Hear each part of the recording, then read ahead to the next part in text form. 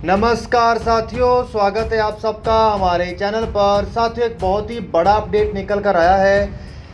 F-22 Raptor America द्वारा इस्तेमाल किया जाने वाला सबसे घातक 5वीं पीढ़ी का लड़ाकू विमान, उसको वो डिप्लॉय करने जा रहे हैं चाइना के खिलाफ। ये भारत के लिए एक बहुत ही बड़ी कूटनीतिक जीत होगी।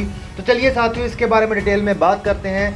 किस प्रकार से ये भारत को फ़ायदा देगा और चाइना के लिए चिंता का सबब बनेगा, किस प्रकार से चाइना के लिए इससे टक्कर लेना लगभग नामुमकिन है। तो चलिए इसके बारे में डिटेल में बात करते हैं। तो वीडियो को शुरू करने से पहले चैनल को सब्सक्राइब करिए और बेल आइकन दबाइए। साथियों, इतना तो हम सब जानते हैं कि चाइना कितनी अग्रेसिवली अपनी आर्मी का, नेवी का, एयरफोर्स का एक्सपेंशन करने लगा हुआ है। और हाल ही में चलते इन्होंने अपनी काफ़ी सारा हैवी डिप्लॉयमेंट्स या हैवी इंक्लूजन गलवान एरिया में भी दिखाई है।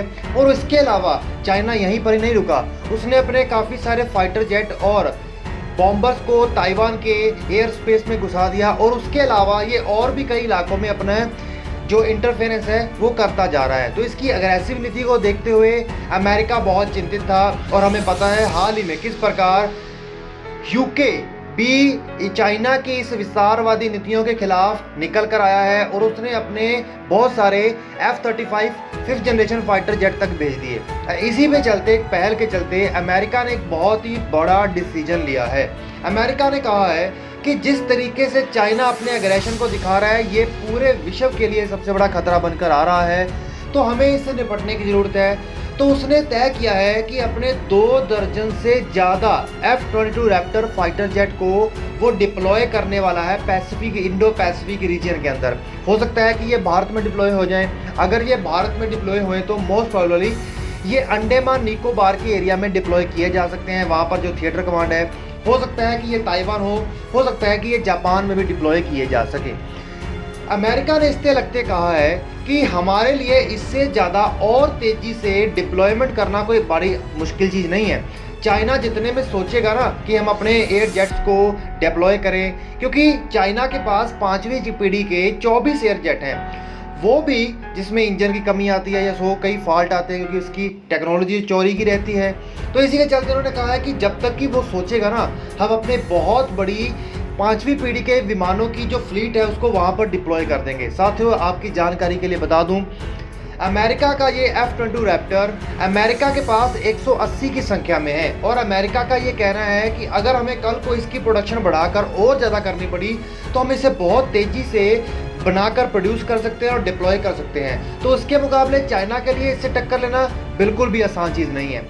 चाइना, इसने ये भी कहा है, क्योंकि चाइना ने हाल ही के समय में ये कहा है, जिस तरीके से जापान बढ़ चढ़कर क्वाड का हिस्सा बन रहा है जो कि चाइना के खिलाफ बनाया गया है, और जिस तरीके से वो भारत का साथ दे रहा है, आने वाले समय में चाइना ने कहा है कि अगर हम न्यूक्लियर बम गिराना पड़ा तो हम उसके ऊपर बहुत ही आसानी से न्यूक्लियर बम गिरा देंगे, उसके लिए हम बिल्कुल भी नहीं सोचेंगे।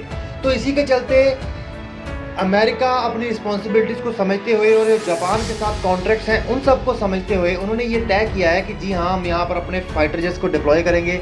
सिर्फ यही नहीं, वो इसके चलते इंडो पैसिफिक रीजन में एक बहुत बड़ा युद्ध अभ्यास करने वाले हैं, जिसमें ये इसके 35 से ज़्यादा F-22 रैप्टर और दूसरे फाइटर जेट्स जो दूसरे पीढ़ी के हैं वो भी हिस्सा लेंगे। और ये बहुत बड़ी एक्सरसाइज होने वाली है, जो कि ये एक्सेस उन्होंने साफ बोलकर कहा है कि आने वाले समय में साउथ चाइना सी, हिंद महासागर और प्रशांत महासागर में जैसी स्थितियां उत्पन्न हो रही है, अगर महायुद्ध जैसी, विश्व युद्ध जैसी स्थितियां उत्पन्न होती है, उससे निपटने के लिए हम ऑलरेडी ये एक युद्ध अभ्यास कर रहे हैं। और ये चाइना को हमारी खास चुनौती होगी कि अगर वो अपनी मसल्स पावर को ज़्यादा दिखाने का प्रयास करेगा तो हम भी जवाब देने के लिए तैयार हैं। साथियों, F-22 रैप्टर कोई छोटा मोटा जेट नहीं है, ये एक ऐसा घातक जेट है जो सिर्फ अमेरिका के पास है।